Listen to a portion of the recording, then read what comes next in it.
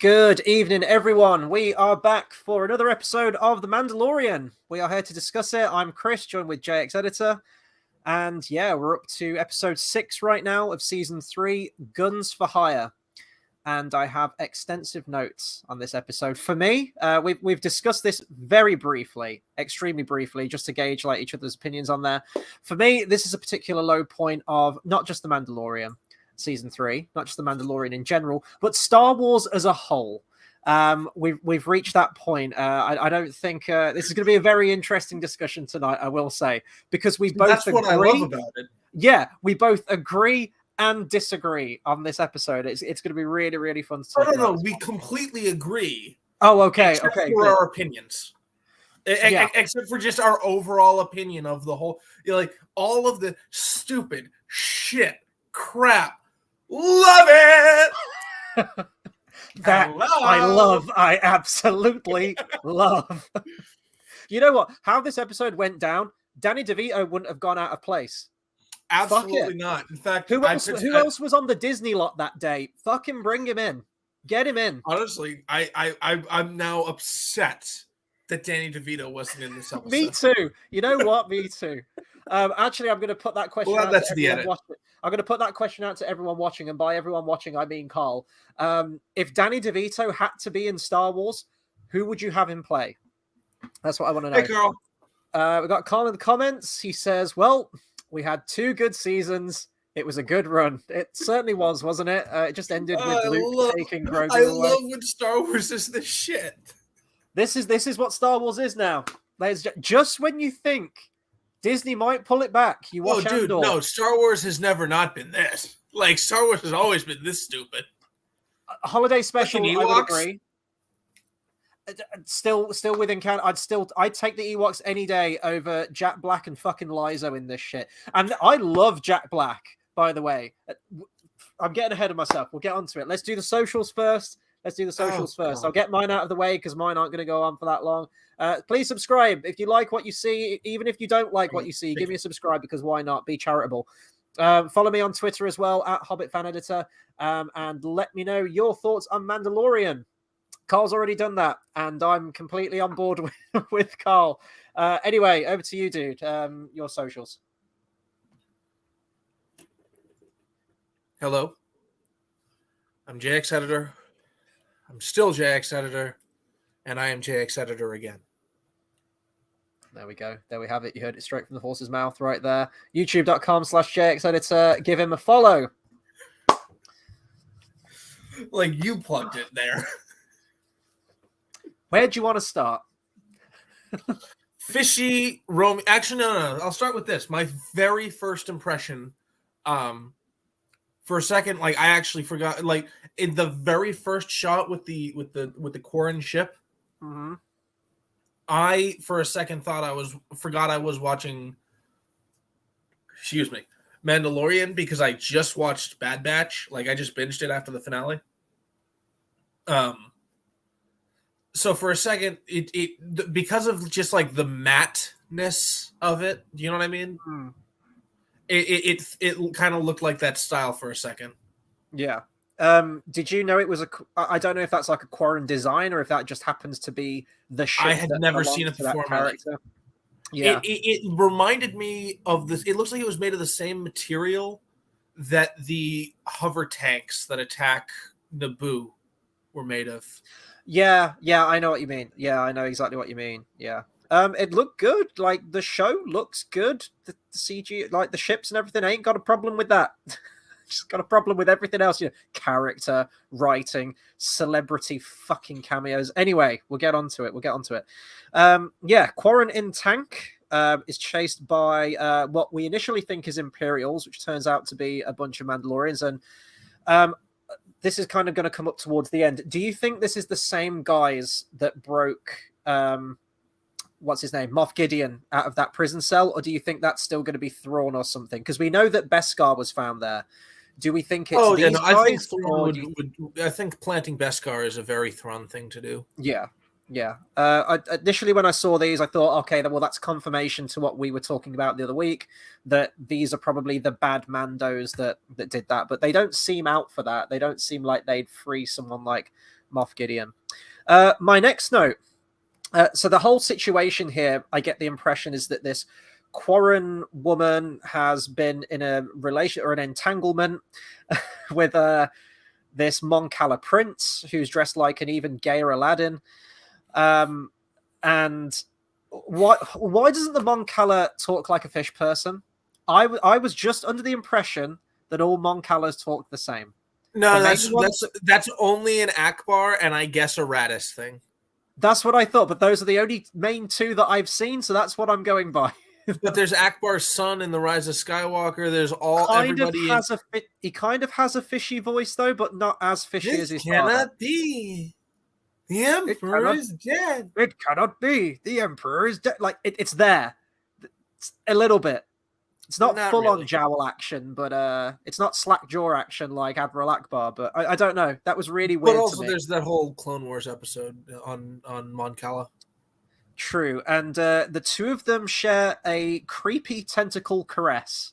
They do, which was very unsettling. I need more of these two. I need the continuation of this story. I don't need more creepy tentacle caresses. Thank you very much. Speaking of the fishy tentacle, can we go back to the first frame of this of the review that you posted? Sure. Hang on. Okay. Right there.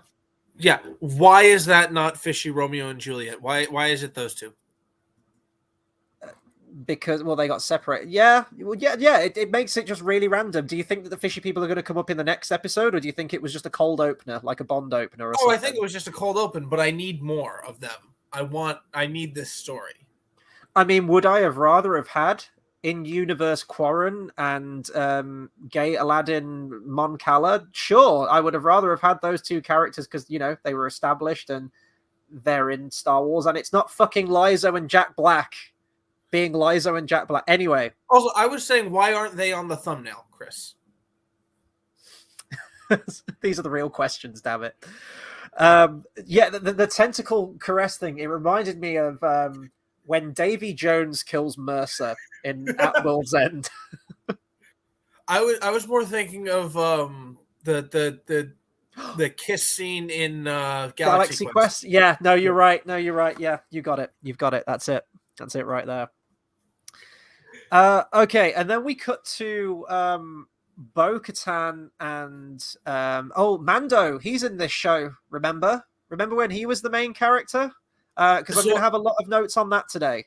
So I have a note here that says, why are Din and Grogu going with her? Feel like this should just be a Bo episode. And then I put, unless he's there because he won the Darksaber. That certainly came up, didn't it? And I remember, I'm getting ahead of myself for later on in the episode, but I mentioned to you in the episode where he got kidnapped, I think in my notes, someone can go back and watch that review. I did mention, I was like, well, technically doesn't that make... Yeah, because the General Grievous thing beat him, and then she beat that, so... And I stand by what I said. I genuinely believed we were going to have this Bo versus Din for the Darksaber thing, then it would have come up there. Mm-hmm. I didn't think Din would be the one going after the loophole. Yeah. It's actually outstanding to me that with 3 seasons, is it possible for a character to have less agency and lose character, become less of a character the further you go through a show? Because Din is that character. He what character does he have? What arc is he going on in this series so far? You mentioned it's may as well have been a Bo episode. It may as well be a Bo series so far, and I think the cat's out of the bag now. I think pretty much this was like a bait and switch. I think this is going to be a Bo-Katan series, like entirely focused on her, and I don't have a problem with them paying some attention to Bo. Like, I want more of a character, but I want her to be a supporting character in Mando's show. Mando is the main character. He's been the character that we followed for 2 seasons now. Hell, season 1 was, if you cut out a couple of bits here and there, you can pretty much do the whole thing from his perspective. He is present in every single thing that happens. And I really liked that. I liked that framing device. You've got I'm going to talk about things like shot composition in this. The first shot that you see of them together, where she's piloting the thing, you've got Grogu to the side of her. Where's Mando? Where's our main character? He's in the background, out of focus. Derpy Entertainment? Absolutely. Oh, hang on. Sorry. Hang on. Let me just bringing it up. So is this the episode I need to watch? Or just the last 5 to 10 minutes? Watch it. No. Watch it and tell us exactly what you think. Derpy, no, it's there's still time for you. There's no time left for me. I'm done. I was done many years ago, but this just drives home the fact. The shot composition, he's in the background, he's out of focus right there. If you just looked at that frame and you went, point to me who the main character is, who the main focal character is in that shot, you go for Bo-Katan. Bo-Katan and Grogu. Not that random guy in the background. That's our main character, folks, of 2 seasons. And he's back there doing nothing. And there are many other occasions throughout this episode where he has completely no agency. All the agency is shifted to Bo-Katan, or the guy's just not doing anything. He's just absolutely pointless character. There's rumors as well at the moment. I don't know how true they are. And hell, these rumors could have probably been true for most of the seasons. That what's the name of the actor again? I forgot the name of the actor who plays him. Mando. Ooh, Pedro Pascal? Pedro, thank you. Yeah, Pedro Pascal. He's not even on set anymore. He's just doing voiceover. Yeah, no. It's mostly the guy who did the spear fight and another guy. Derpy says, I heard it's Disney fight. Oh, dude, Derpy, check this out. No, it's like crappy Clone Wars-ified. It's like early children's Clone Wars. It looks like Twilight Sparkle has just jizzed over the screen in half of this stuff. And I'm not a brony, by the way. I'm just getting out there. And completely what I've been complaining about this entire season. Oh, you haven't seen anything yet, my friend. If you've been complaining about the season so far, and I have, this is nothing. This is Disney out there, most Disneyland. Trust me. It's an offense to the senses. Anyway, I also had a note here saying that the evil Mandos conveniently have a contract on the same planet that Mando is going to. What? No, what? Yeah, they mention. I forgot the name of it. It's like a name of a planet and then a number afterwards. It's where like the main shit's happening, where they're going to. Plaisir. But yeah, there you go. And then right when they capture the Quarren, they go, "We've got another job on Plaisir number 115 or something." I was like, "Oh, ain't that a coinky dink?" That the Mandos you're going after just so happen have a contract on the planet next that you are then going to. I was under the impression they were going to the planet for the Mandos. I figured that was exactly why they were there. But then when they say, "Oh, we've got a contract back there," that sounded like another planet, like they're just traveling nomads, like they come from nowhere. That's the impression that I got. Yeah, okay. So then they were on the planet, and then they went to the planet where their contract was. I don't see what's the problem. No. Okay. What I'm saying, okay, Mando and Bo are going to this planet, right? Okay. No. You've got evil Mandos. Order of events. We get the cold open with the fishy Romeo and Juliet. Yeah. And then they go to the planet. They leave to go to the planet. Then we go to Bo and Din going to the planet. So they know they're on there. They know that they're already on there. Yes. Yeah, they were going there to go to the Mandalorians. That is the only reason they're there. Okay. I thought they were off doing a fucking contract in the middle of buttfuck nowhere space, and then they were like, "Oh, okay, we're going to go to that planet next for a job." Just the planet that Mando and Bo were happening to go to. Yeah, no. Oh, that's convenient. Okay, fair enough. Okay, I'll strike that from the record, Your Honor. Okay, that's fine. Oh, Derpy says so. It's worse than Boba. Yeah, it is. And don't get me wrong, Boba was fucking bad. I still see screenshots of those multicolored Vespers, and I want to hang myself. But this wasn't that. This was worse. This was so much worse. This was the end of Star Wars for me. That was a long time ago. Carl says, in this episode, Bo alone, she got the key to the city, saved Mando, won a fight with the Mandalorians, and got the Darksaber. Mando kicked a droid. Yep. And pretty spoke much. to Ugnaughts. Okay. I'm going to say, okay, I'm going to talk about the Ugnaughts later. I've got notes on them. I'm very confused. So the sequel treatment. Imagine Canto Bight, but with rainbows and...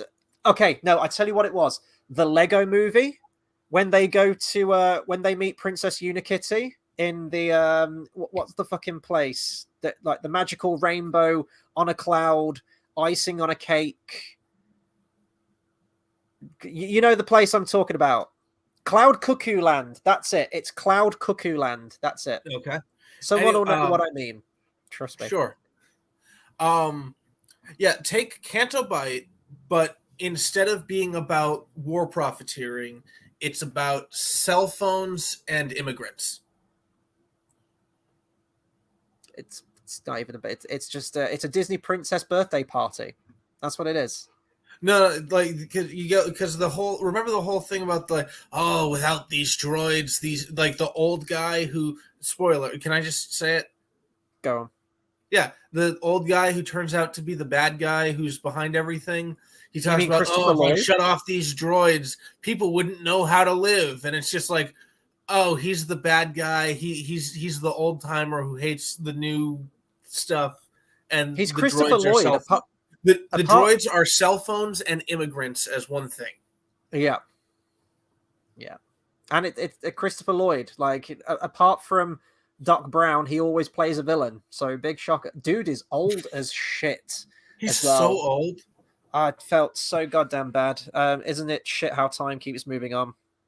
Oh, yeah, this was something I was confused about as well. So the Mandos have to protect their identity, right? They can't take their helmets off apart from Bo because, after a quick word with the armorer, suddenly it's okay for her to take her helmet off because Katie Sackhoff needs screen time. So they can show their faces, but their name... Sorry, they can't show their faces, but their names can be scanned? The chain codes? You mean on the... Wait, what?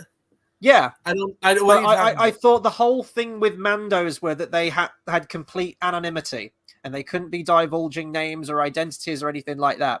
They've got to protect their face. But then they're like, bloop, Din Djarin. It's like... Yeah, no, that's not okay, well, he's on record now. Yeah, no, that's well. Not, if they can reveal, it's not about anonymity. It's not about the anonymity. It's that armor. You are that armor. That armor is Din Djarin. To eat something, you have to go into solitude. I'm not saying that this is a good. It's fucking dumb. The whole thing. It's so dumb. Everything about. I hate it. It's fucking terrible. Anyway. We're on to the big, pulling out the big guns now. This is it. This is the precipice. Oh, no, wait. When I saw the Black Imperial Protocol droid in the astromech, was that evil C-3PO? I was so hoping it was. I was hoping against hope that it was BT and 000. See, I don't know much about their characters, but I know of their characters, and I was going to bring that up to you. I did think it was them. Oh, they're so funny. I wrote a terrible joke here, how it looks like they're traveling past botanical gardens, and I was going to say Bo-Botanical Gardens. Anyway, okay, we've reached the precipice right now. I was kind of with the episode up until this point. It was still terrible, and I still had problems, and I still hated it. He's so unimpressed with your joke. I was about to... I'm unimpressed with my joke. The doors open. They walk in, and there's Jack Black and Lizo. I didn't realize it was Lizo at the time. That came later. But there's Jack Black being Jack Black. Now, okay. I love Jack Black. I really do. Dude's a national treasure, and he ain't even from the UK. But he's a national treasure. Love the guy. Pick a Destiny. Fucking everything. Love it. Jumanji. But Jack Black's Jack Black. Okay, and I'd have the same problem if you put like a Tom Cruise in Star Wars. He's a personality more than a character actor. It's Jack Black in. It's you watch Kung Fu Panda. Oh, that's Jack Black as Po the Panda. He's never plays a character. Even in stuff like Peter Jackson's King Kong, I thought Jack Black was wildly miscast as the director in that film, because I was just like, well, what's he doing in the movie? How did he get here? And I have this question now. I don't know what future projects like Disney have lined up, but what is Lizo doing? What is Jack Black doing? And what movie is Christopher Lloyd going to be in? Because there's an episode of Friends, I can't remember which season, where they're in the coffee shop and Billy Crystal and Robin Williams just like gate crash for like 5 minutes of improv comedy. Why were they in an episode of Friends?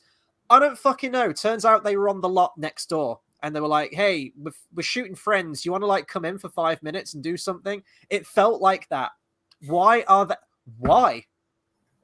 Does Jack Black owe someone, like, does someone owe him a favor and got him in Star Wars? Jack Black is in Star Wars now. He's in Star. I can't comprehend this shit. And he's awful. He's so bad. He's putting on like this faux British accent. Look at this shit. Look at it. Look at it. That's the whole episode. What? Oh. Question about the about episode 9. Not episode 9, episode 12, but episode 9. Yeah. Should Jack Black be Brendel Hux? No, Jack Black, get him out of Star Wars. Why? Why is he here? This is awful. I hate it. It feels so Disney. It took me immediately out. And I hate shit like this. I hate when things put celebrity cameos in. And I've kind of had this problem with a few other episodes of Mandalorian before, where they get like SNL people. The fucking pit droid lady on Tatooine. She feels like every time you see her, she feels like an SNL skit, and it doesn't feel Star Wars. It doesn't feel authentic to the world. This felt so Disney-fied. It didn't feel like Star Wars. My whole sense of suspension of disbelief and immersion in the Star Wars world was immediately destroyed seeing these two. In this, like, whacked out, as I mentioned, it's a Disney princess party. They're having, like, a fucking tea party. And you've got all this, like, blue and pink flowery shit going on in the background. And Jack Black's there, mustache twirling with his fake British accent. He's so bad. He's so bad. And again, the idea. I'd love Jack Black. No, like, why is this? Why is this in episode 6 of The Mandalorian season 3? What happened to, like, the thrust of the narrative and getting us towards our finale? The 2 episodes of this shit left. And they're pissing away their episodes, dicking around with Jack Black. Is completely fucking pointless. And Derpy said earlier that the only important shit happens in like the final 10 minutes. You could have had them travel to this planet, immediately hard cut to them meeting the fucking Mandos and passing on the Darksaber. 5 minutes of the episode, and it's done. Why are we concerning ourselves with this shit? Yeah, actually, I have a note about that. Feel like this season would be really easy to edit into a movie. Yeah, no, it would. Hang on, I'm so pissed off right now. Take the wheel. I've got to check this shit. Who wrote this piece of fucking shit? So, my only issue at first with Jack Black's character was the accent, and then I thought about Leia in A New Hope, and I was like, oh, don't you dare! People just kind of put that up because people just kind of put that on because they're trying to be like regal for their to reflect their station. Truth be told, I think he's clearly having a blast with the role, and I think he has good chemistry with his wife character. Again, I don't hate Jack Black. Like, he's fun, but he has no place in this shit. He has no place in Star Wars. I'm sorry. He really doesn't. Even if he voiced an alien, it's the Danny DeVito thing. If Danny DeVito showed up in live action, I'd be like, why is he in Star Wars? And if he voiced an alien character, I'd be like, that's Danny DeVito. He's a personality. He can never play characters. He always plays himself. Carl says, Grogu should have stayed with Luke. What was the point of bringing him back? I've got a note on that too. Every episode, I feel like I'm saying the same thing. So far, the only thing that Grogu has done was take the ship back to bring Bo-Katan to save Mando. As the only thing that he's done. And yeah, exactly. Like, you could have rewritten that to be a droid, sending the ship back. Like, it doesn't Yeah, need no, to be I feel him. like if I edited this season into a movie, I'd just be taking the last 10 minutes of most of the seasons Yeah, or most of the episodes, putting them together, and then at the end putting with the beginning being the Mandalorian stuff from Book of Boba Fett, and then the end being the Grogu coming back. yeah, yeah. So I just checked who directed and wrote this episode. So the writer was Jon Favreau. So I don't know whose decision this was. This was directed by Bryce Dallas Howard, who has directed episodes of The Mandalorian before. Is a fine director in and of herself. I don't know whether this was studio shit. I don't know if this was mandated by the higher ups. I don't know if this was, again, Bryce Dallas Howard is working with some of these people in the future on a future project, or if this was all Favreau. But if this was any of them, if this was Dallas Howard or Favreau, people keep banging on about how much they want Favreau and Filoni as to be like the new. You want these people that made this episode that think that this is the direction that Star Wars needs to go. You want them to be the fucking custodians of Star Wars? Fuck you if you think that. Have they had some good episodes in the past? Maybe. Yeah. I'm sorry. Get them gone. You need to clean shop. You need to clean house. We need some new people on board. Because this shit, if this is the way, no. I don't want more of this. I do not want more of this. And the fact that this is even in this show just boils my fucking piss. Anyway. Yeah, I think this season is happening. Like this whole season is just happening because there's supposed to be a Mandalorian season now. I don't think anything. Do you know how long it's been since Mando season 2? It's about 3 years, coming up to 3 years. That's a long time. I mean between shows. That's a long time to wait. It's like if you fall off the wagon, if you got to keep those TV shows cranking out every single year to generate hype. If you have time away, hype diminishes. With a TV show, you got to strike while the iron's hot. And I tell you what, I haven't seen anyone, nowhere near as many people talking about Mando week to week as it was for season 1 or season 2 in my everyday. There's a couple of people here and there, maybe. Obviously, we're counting ourselves in that too. I haven't seen anyone. No hype, no memes, no nothing. No one seems to give a shit about this series so far. I don't know if it's franchise fatigue, but people seem to like The Mandalorian. I don't know if the years away. I don't know if the disconnect between the events that happened in Book of Boba Fett had a knock-on effect with this, or if people have just jumped ship. But it's not doing very well at the moment. This is like Disney's flagship series that they put everything into. I would say, like Solo, the answer is probably all of the above. Maybe. Oh, I just used one of your ones. No, say it right. Maybe. Mando, here's about these. So this is like the main narrative, I guess, of our episode, which brings into question all of the themes that you mentioned earlier. That they've decommissioned battle droids and reprogrammed them for hard labor. So my first question is, why battle droids? I know why they've put battle droids in the show, because do you remember super battle droids and regular battle droids? Member berries, do you remember? I do remember battle droids, and I enjoyed them at the time.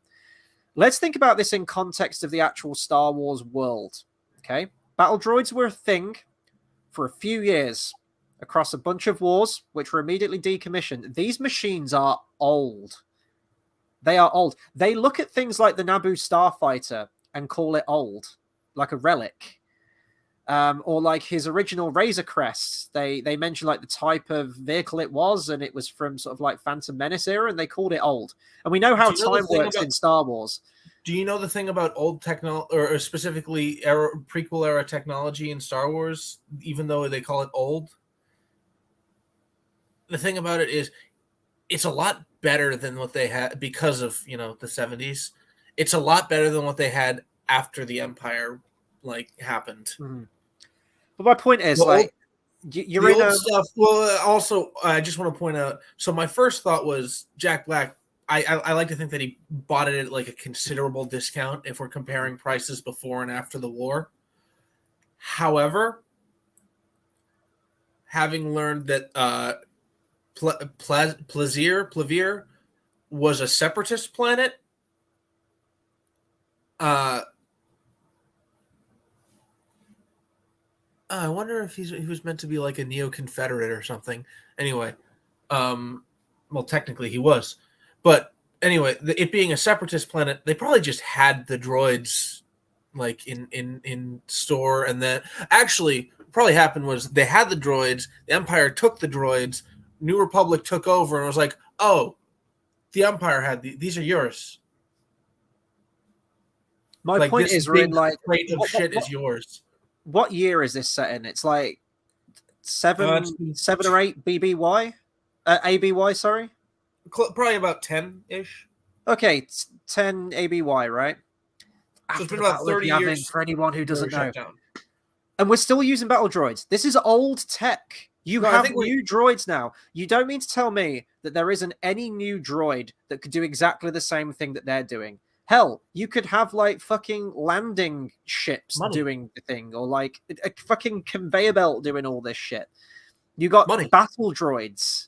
There are plenty of other things you could use, like modern tech. Well, but like I said, they were a separatist planet. They probably already had the droids. Okay. Money. Sure. Okay.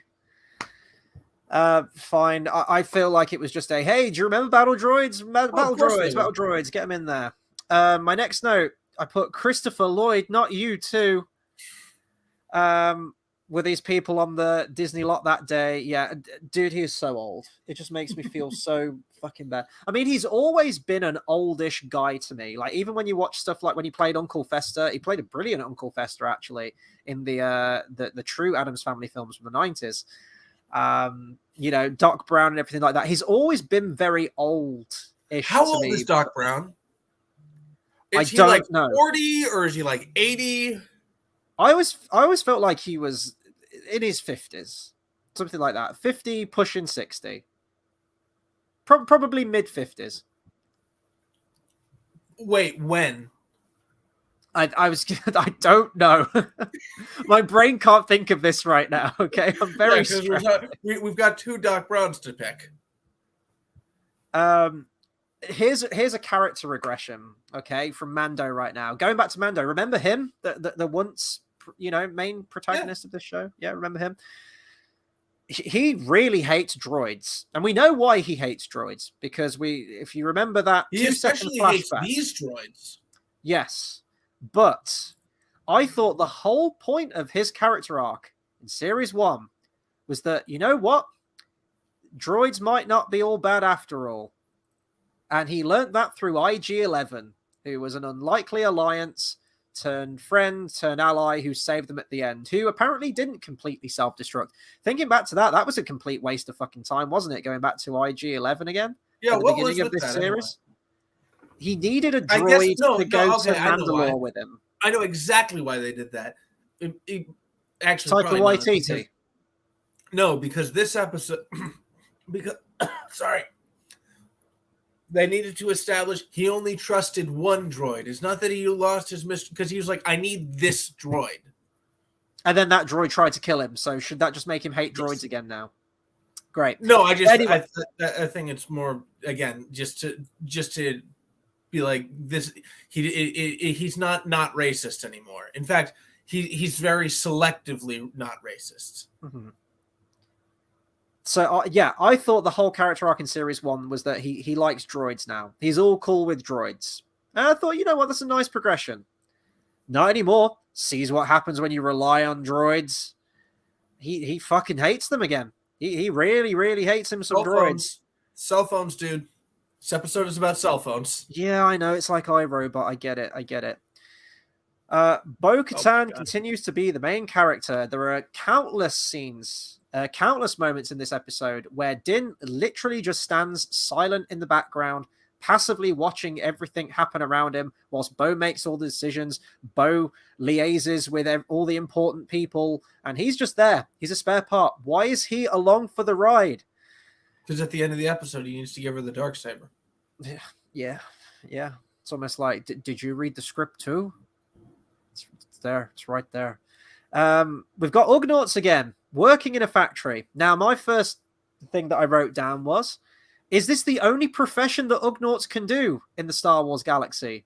I think it might be. It very well might be.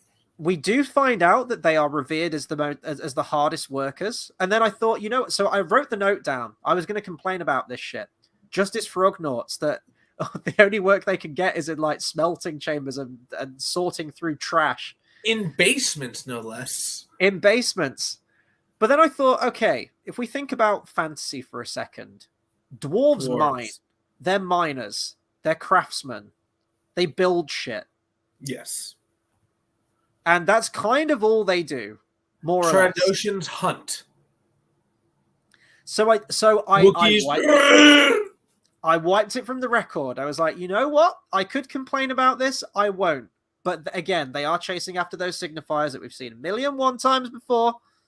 The Empire Strikes Back, Ugnaughts in like a fucking conveyor belt sorting through shit. Anyway. It turns out I have spoken is now a famous motto amongst the race of Ugnaughts. And I don't know if they all just know who Queel was because they all go silent like he was a revered Ugnaught amongst their race. So I don't know if they just remember the saying from him, like a live long and prosper kind of thing, or if this is just a common saying among Ugnaughts. Which actually, I like the idea. So at first I was like, it would be really funny if he had this whole thing that said, I have spoken, and then he just has a regular conversation, very direct, like with the other ones. And then he ends it with, I have spoken. And they say, why do you keep saying that? Yeah.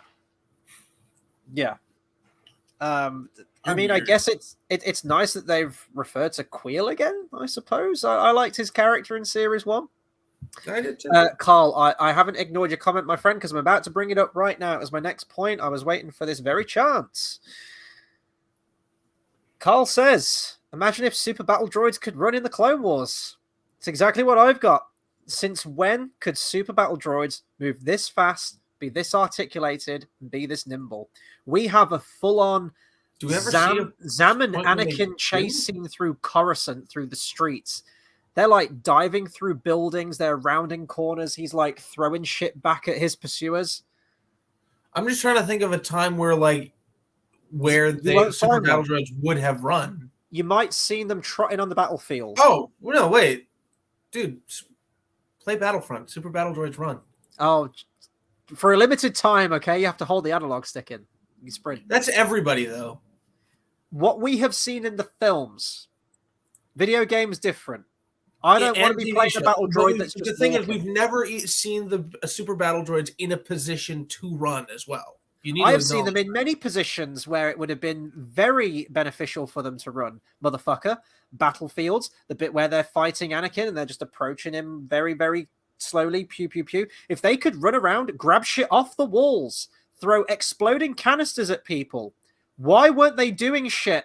Why weren't they doing this shit in the films where we've seen them? Interesting. I don't... Hey, we're going to walk really slowly towards you, R2-D2. No, we could just pick up this fucking Jedi Starfighter from here and just yeet it at the motherfucker. And it's done. I hate this shit. I hate it. It's just... Jon Favreau. See, I don't consider those times where they should have been running.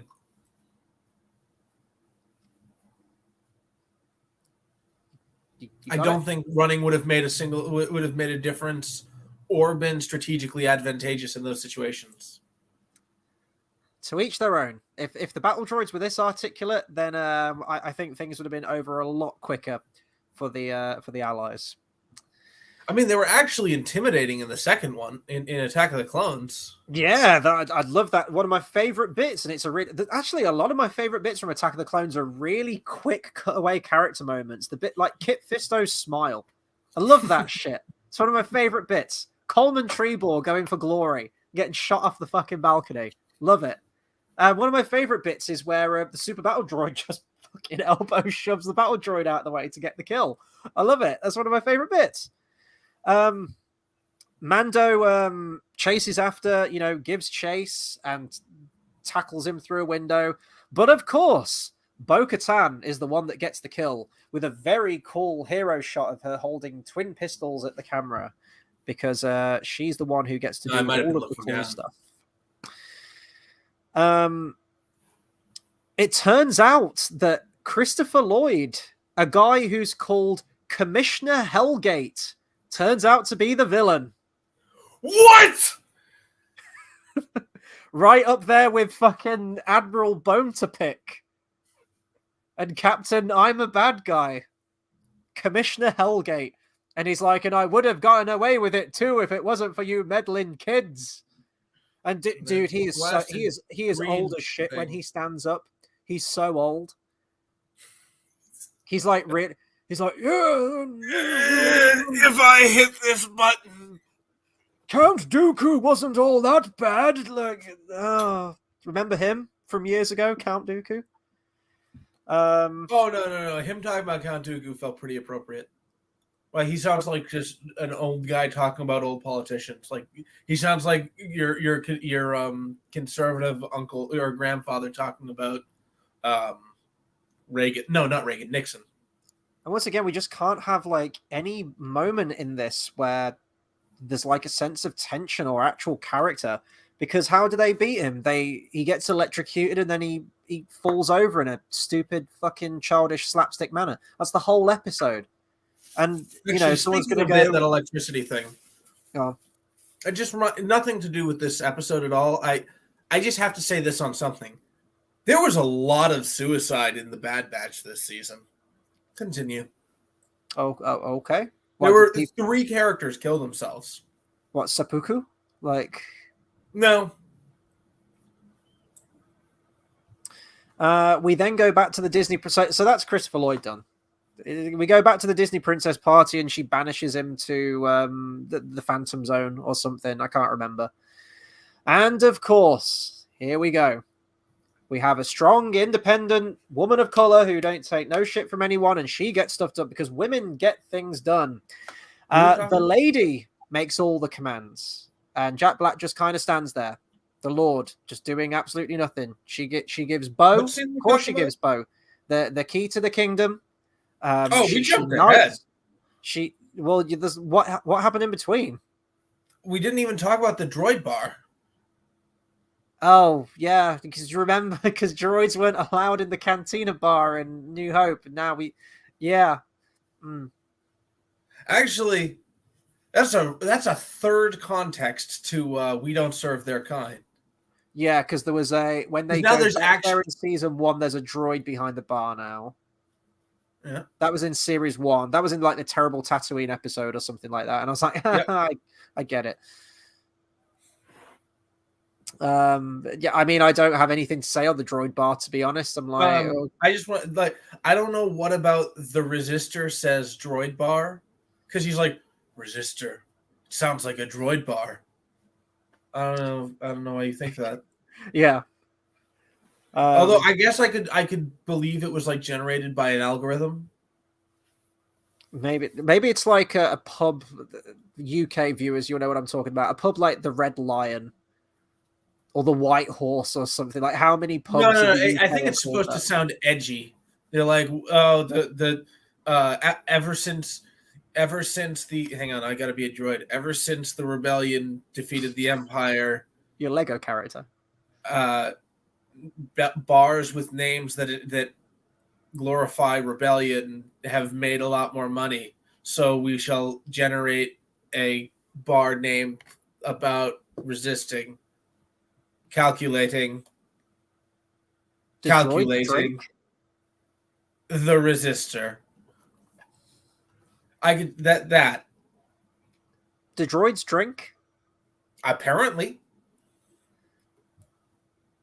I mean, I could imagine like a droid public baths where they go for like, oh, this oil bath is going to feel so good. I could imagine that. That's in the episode of Clone Wars with the fucking Jogan fruit. Oh, really? Yeah. R2 goes to one of those.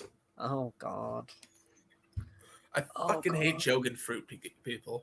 Hang on. Was that Rebels or Clone Wars, did you say? Clone Wars. I know who the connective tissue is here. This is Filoni's work. I You know. got y'all want him to take over Star Wars. Okay, sure.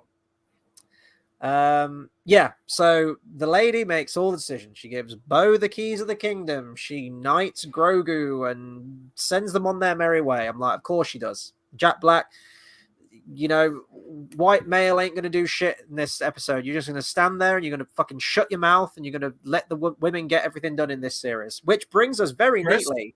So you're talking about Jack Black. I was gonna be like Pedro Pascal's Brown. It's true.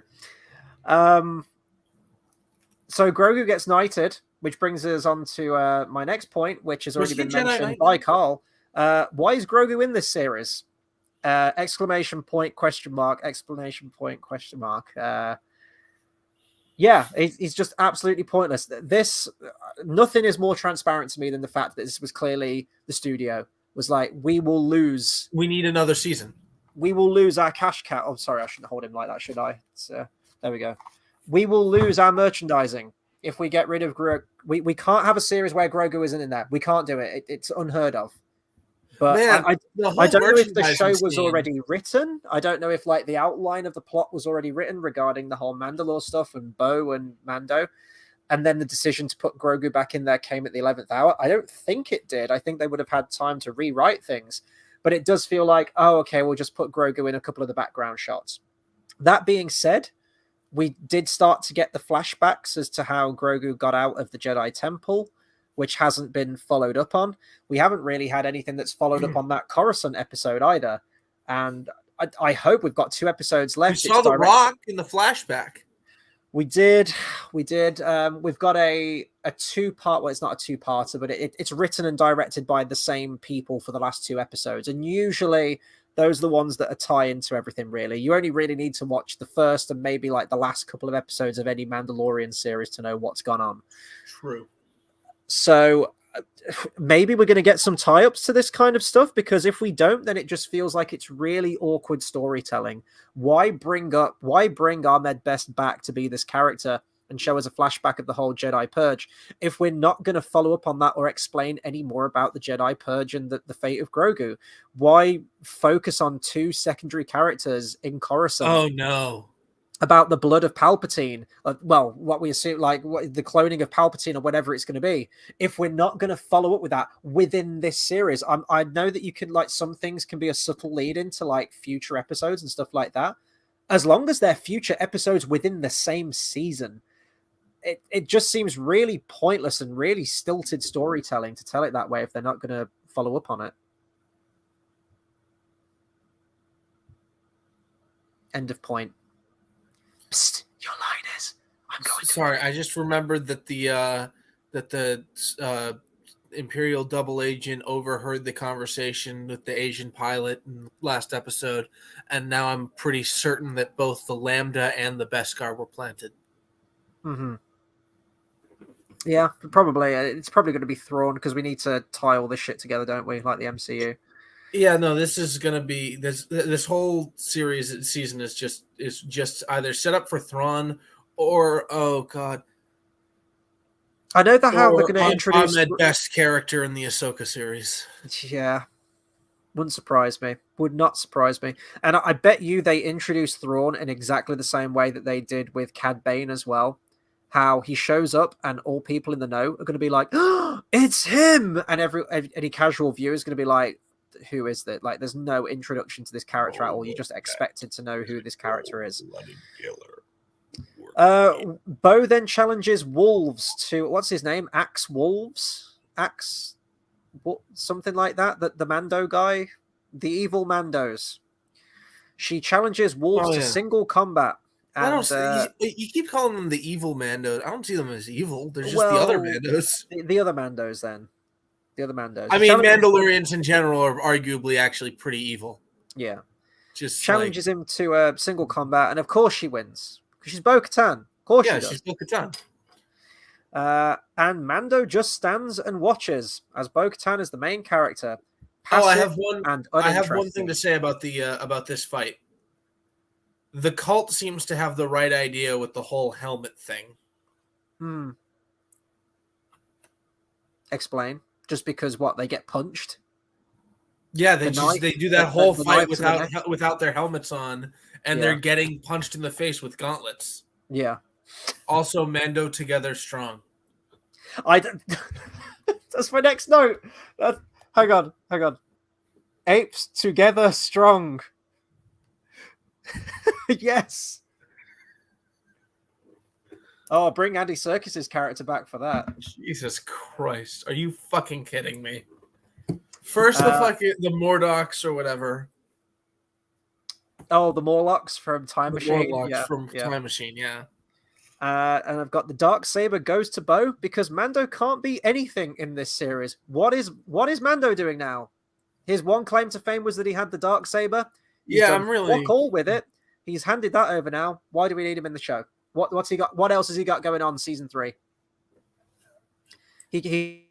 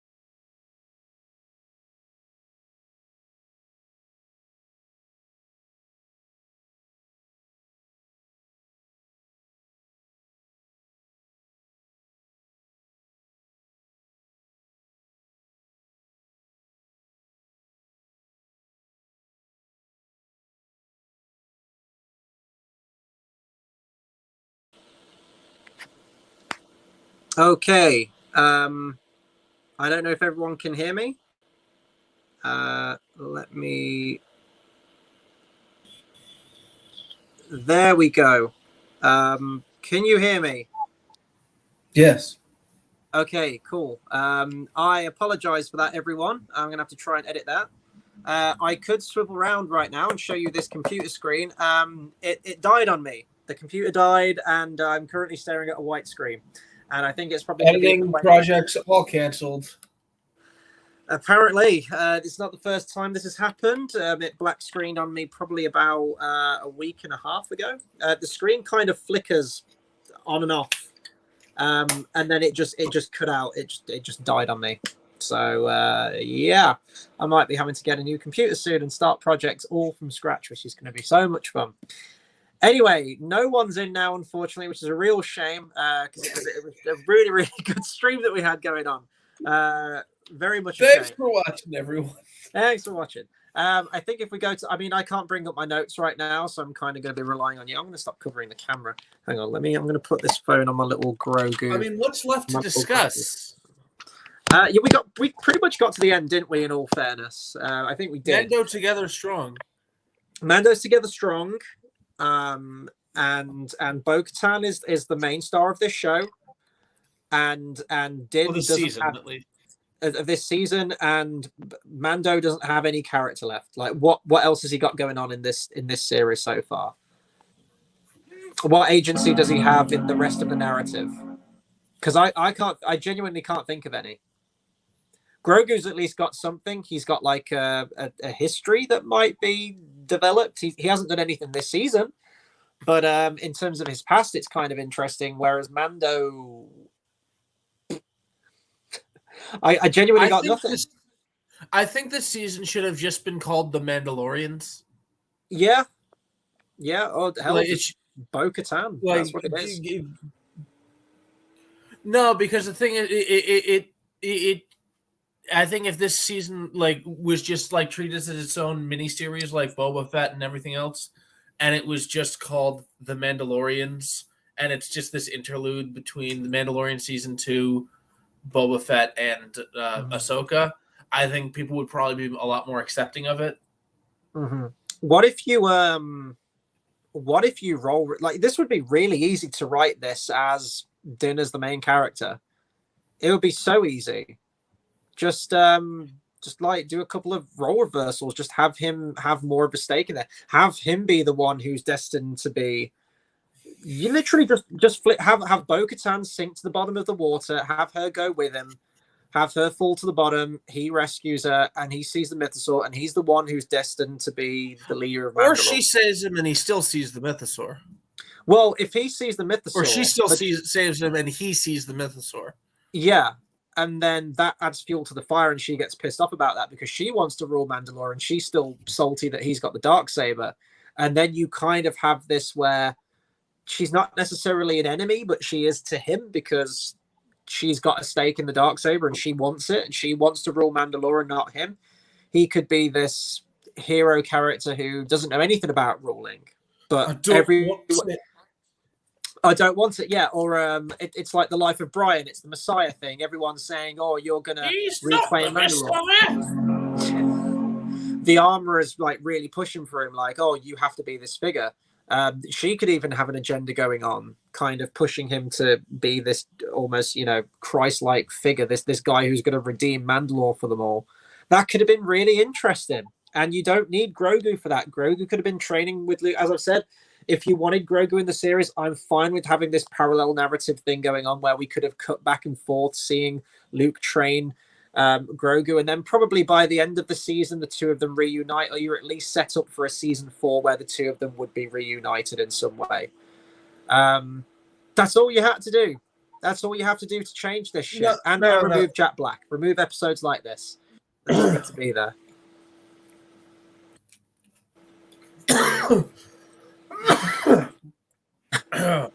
Excuse me. This is such a great stream, isn't it? I don't know. I think it's idiotic to judge something on what it could have been. You should always judge something on just what it is, and what this is. And it is terrible. Yeah. This is certainly Yeah. flawed. I don't need to speculate on. Yeah, that might have been a fun season, but So like, the I focus don't is really. never where it needs to be. They did Book of Boba Fett, and Mando was the most interesting character. And in You're his right. own show, Mando isn't the most interesting character. It's absolutely ridiculous. All because, and oh god, and we can see through it now. We know what Disney are doing. Like they're so transparent with everything they do. This is a full-on bait and switch. This is what they wanted all along. They wanted this to always be about Bo-Katan as soon as she was introduced, and as soon as that was pushed. And by God, that's what they've been pushing for 6 episodes now. Yeah, it's. Oh yeah, it's no. I've been saying since pretty early on. Like, remember, I pointed out the show isn't called Din Djarin. No, but still, he's the character that we followed for 20 episodes, and the most interesting episodes of Book of Boba Fett. He is the main character. He is the one that we see this world through. He's the one that we go on adventures with, these episodic things, and he ain't doing jack shit. And I'm a broken record at this point, but you know, if you thought by the end of the series Bo-Katan was going to be the main character, guess what? They did it in less than 5. Well, they did it in about 5. And there we go. That's it.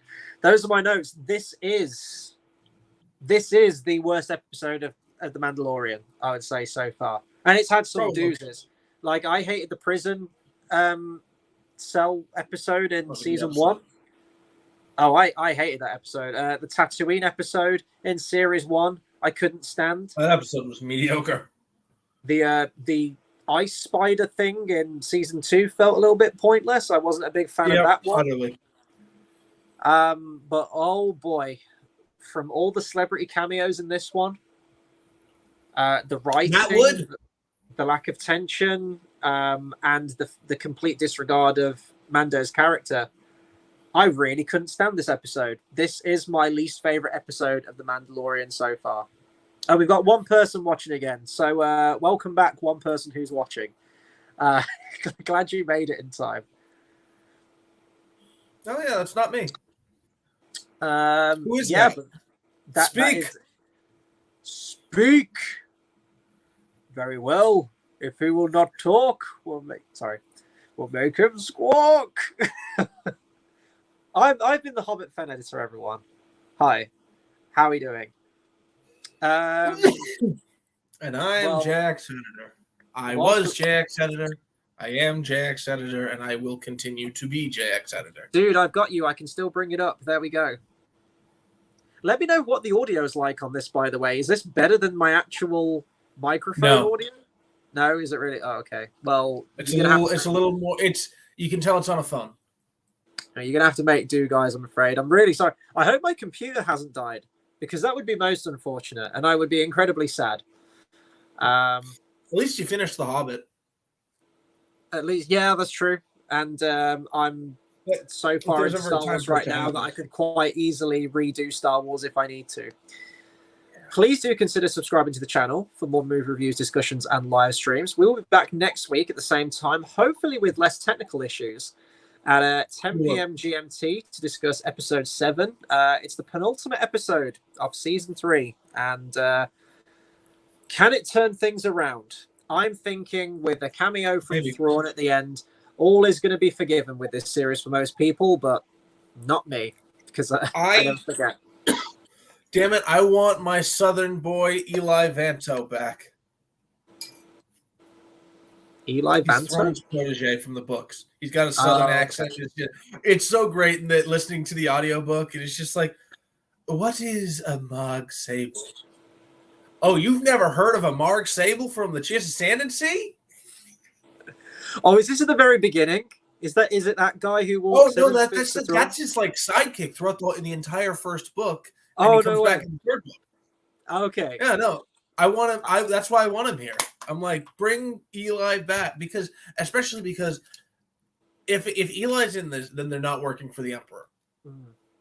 They're very much not working for the Emperor. I should mention that too, actually. I've been getting into some of the audiobooks now. By some of the audiobooks, I mean Dark Empire. Dark Empire, yeah. But there's a whole bunch on there. There's a YouTube channel. It's all the panels from the comic book, and it's got sound effects and music and really good voice acting. Actually, I'm assuming all the sound R.I.P. effects. John Segan.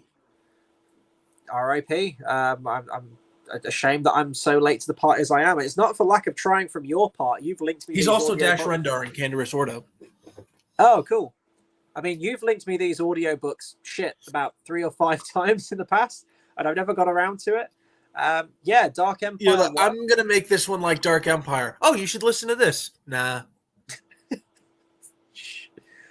Yeah, but Dark Empire, it's got a lot of problems. It's not great. It's fun. It's really fun. And you know what? I failed at being a Jedi. And then she disappears. She's gone. She's gone. Yeah. She's like, that she's voice, like, here, though. take it. She's like, here, take it, this one. She's like, oh, hey, Leia, you might need this for scene 138 towards the end of the novel where you've really got to cut a motherfucker's hand off. Yeah. Also, Knights of Ren, Palpatine Sentinels. I mean, if you want. Sure. See, I want to make use the Praetorian. If you're gonna do EU times, I think you should make the Praetorian Guards have white lightsabers like the Imperial Knights. Yeah. Especially because the white on the red looks awesome. I agree, but I'm going back to the one film edit right now. So no can do, I'm afraid. No can do. We're rambling at this point anyway, so this will do it. If someone's still watching, thank you for keeping the dream alive and coming back. I need to try and fix this computer tonight because I'm grounded if I can't, because I can't do anything. I can't edit. I can't do any streams. I suppose I could stream from here. Now I know that I can, which is great. I can't do any guitar practice. I am fucked. I'm completely grounded. So yeah, thank you to everyone who's tuned in tonight. If I do get back on the computer, I'm gonna edit that whole blank bit out of the stream. Yeah, but thank you. We will be back next week, 10 p.m. GMT, for the penultimate episode of Mandalorian Season 3. Take care, everyone.